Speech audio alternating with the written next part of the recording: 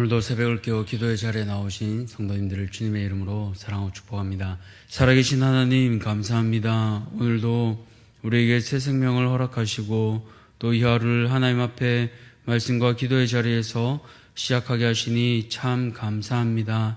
하나님 사랑하는 주의 몸된 교회를 위하여 기도합니다. 특별히 출타 중인 담임 목사님 주께서 붙잡아 주시고 하나님 그 일 가운데 잘 마무리되게 하셔서 자녀들이 건강히 회복되게 하시고 다시 힘을 얻어 하나님 가정이 평안함으로 하나님의 몸된 교회를 잘 다스릴 수 있도록 은혜 베풀어 주시옵소서. 특별히 6월에 또 직분자 선출을 앞두고 있습니다. 하나님 직분은 선한 것이며 또 하나님께서 주신 귀한 선물인데 하나님 이 귀한 선물을 위하여 기도로 또 마음으로 준비하고 있습니다. 하나님 사람의 뜻이 아니라 하나님의 뜻대로 이 일들이 진행되게 하여 주시고 직분을 받든지 못 받든지 자신에게 주어진 자리에서 감사와 기쁨으로 섬기는 사랑하는 대한가족들 모두 되게 도와주시옵소서. 이 일로 교회가 더욱 평안하여 든든히 서갈 수 있도록 하나님 은혜 베풀어 주시옵소서. 사랑하는 다음 세대를 위하여 기도합니다. 하나님 또 친구 초청 잔치가 잘 끝나고 하나님 그 가운데 또 보내주신 영혼들이 있습니다. 하나님 이 영혼들 잘 돌아보게 하여 주셔서 이 어린 때에 하나님 말씀 듣고 또 예수 그리스도를 알아감으로 이 아이들의 평생의 가장 귀한 선물인 예수님을 알아가고 이 자녀들을 통하여 그 가정이 구원받고 그 자녀들이 만나는 곳에서 예수의 이름이 펼쳐갈 수 있도록 하나님 은혜 베풀어 주시옵소서. 이 귀한 사명을 감당하는 교사들과 사역자들 위해 은혜 베풀어 주시고 하나님 이 다음 세대들에게 믿음의 전수됨을 통하여 이 대한교회의 다음 세대의 기둥이 더욱 든든히 세워져 갈 수 있도록 하나님 은혜 베풀어 주시옵소서. 이제 말씀을 듣습니다. 하나님 말씀 듣는 가운데 우리 마음을 바꾸어 주시고 말씀 앞에 순복하는 마음도 허락하여 주시옵소서. 이 모든 것들 감사드리며 살아계신 우리 구주 예수 그리스도 이름으로 기도드렸습니다. 아멘. 오늘 하나님께서 우리에게 주시는 말씀은 레위기 6장 8절에서 18절까지 레위기 6장 8절에서 18절까지 말씀입니다. 레위기 6장 8절에서 18절까지 말씀 구약성경 153편입니다. 다 찾으셨으면 함께 교독하도록 하겠습니다. 여호와께서 모세에게 말씀하여 이르시되 아론과 그의 자손에게 명령하여 이르라. 번제의 규례는 이러하니라. 번제물은 아침까지 제단 위에 있는 석쇠 위에 두고 제단의 불이 그 위에서 꺼지지 않게 할 것이요. 제사장은 세마포 긴 옷을 입고 세마포 속바지로 하체를 가리고 제단 위에서 불태운 번제의 재를 가져다가 제단 곁에 두고 그 옷을 벗고 다른 옷을 입고 그 재를 진영 바깥 정결한 곳으로 가져갈 것이요.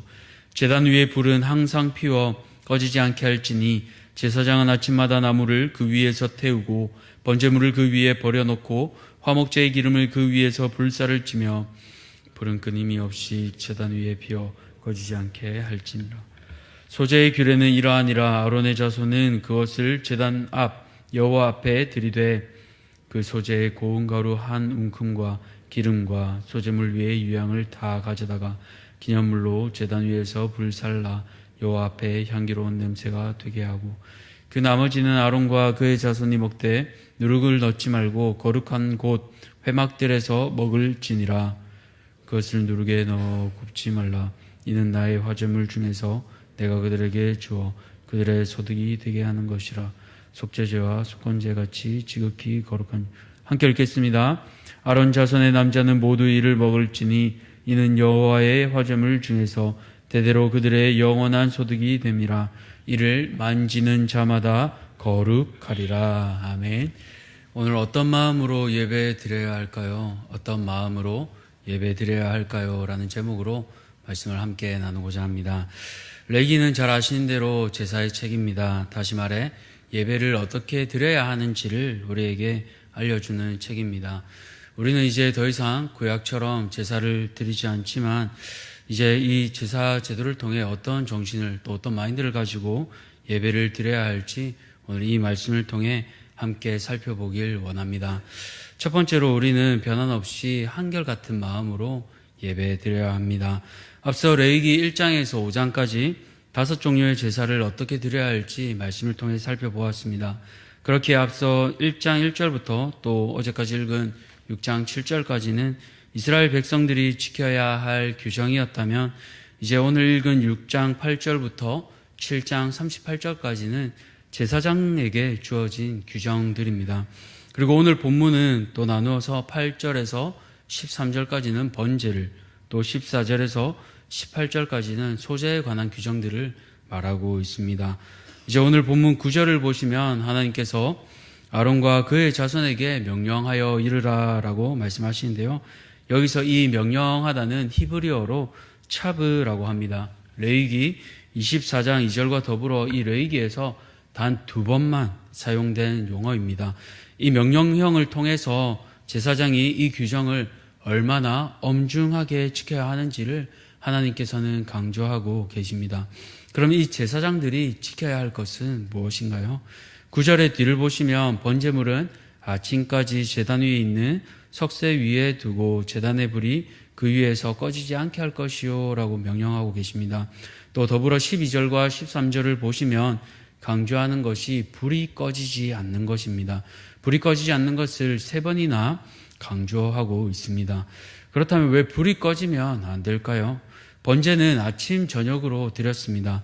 제사장은 아침 해 뜰 때부터 저녁 해질 때까지 성막에서 사역했는데요.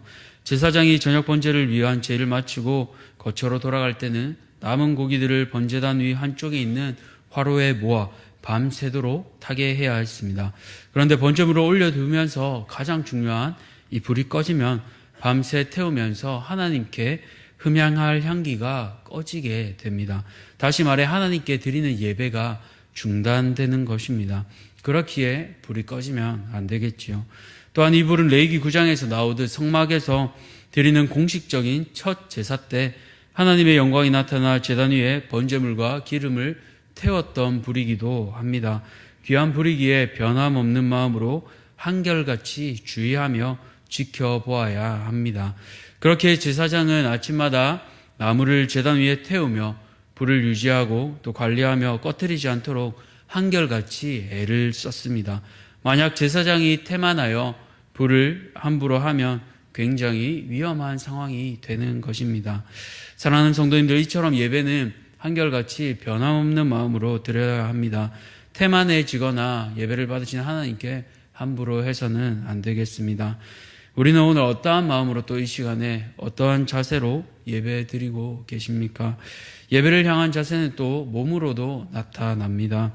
오늘 이 하루의 시작 하나님 앞에 변함없는 마음으로 예배 드리시길 소원합니다. 무엇보다 하나님을 향한 사랑, 우리 자신을 제물로 드리는 그 열정의 불이 꺼지지 않도록 기도하는 성도님들 되시기를 바랍니다.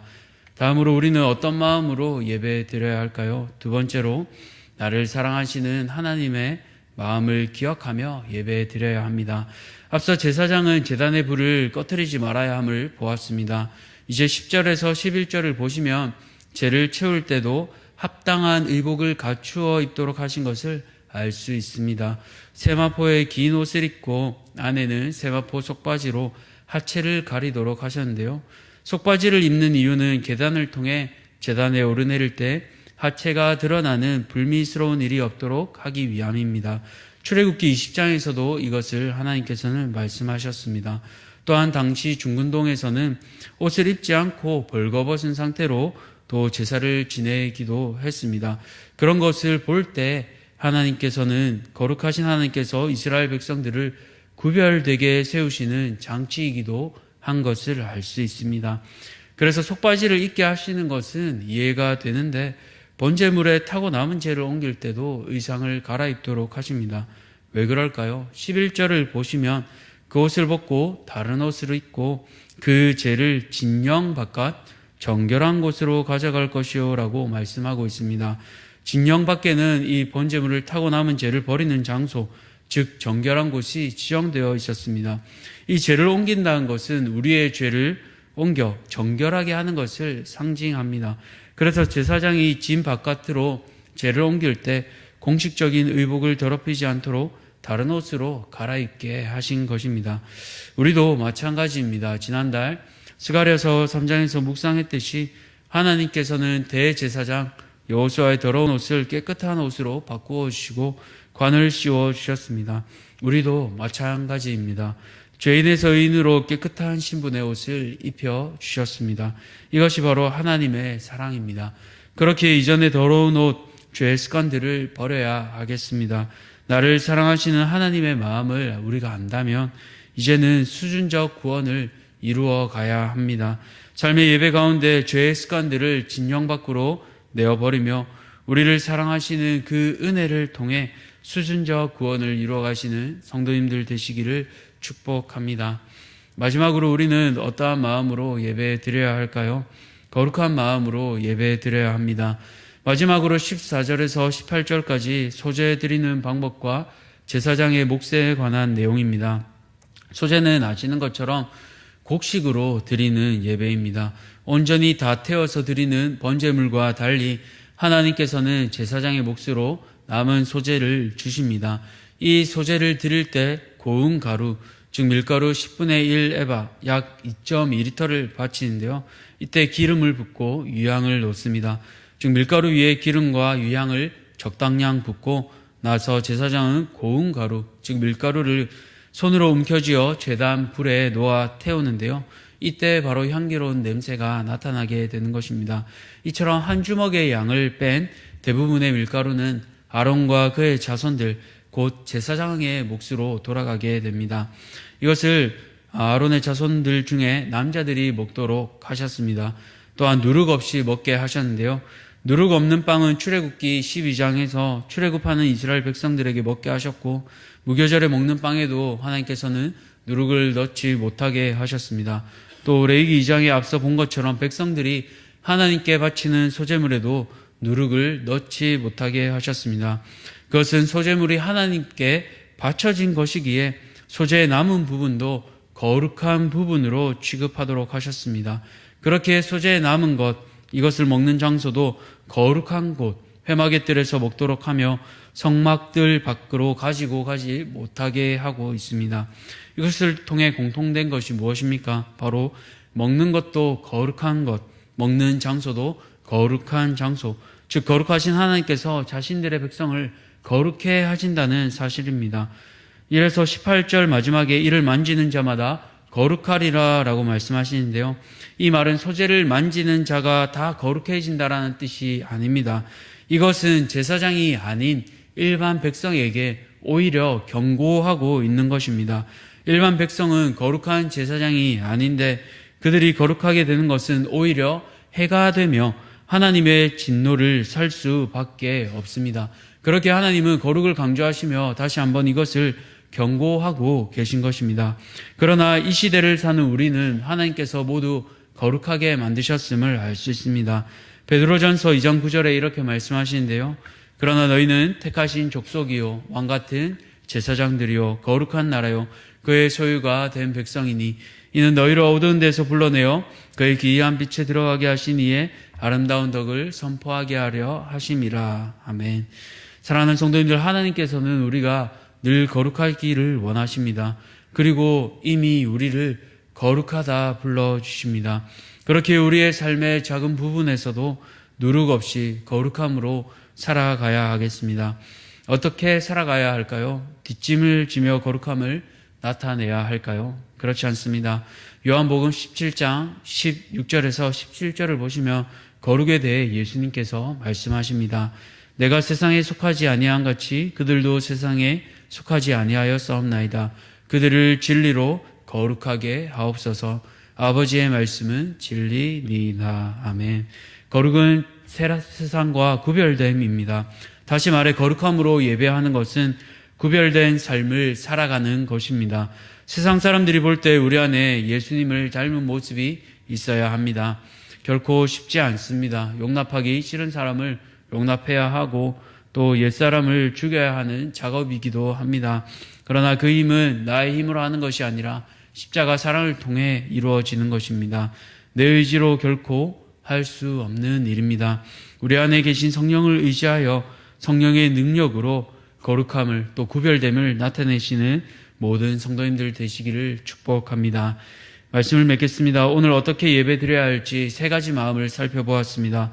첫 번째로 변함없이 한결같은 마음으로 예배드려야 합니다.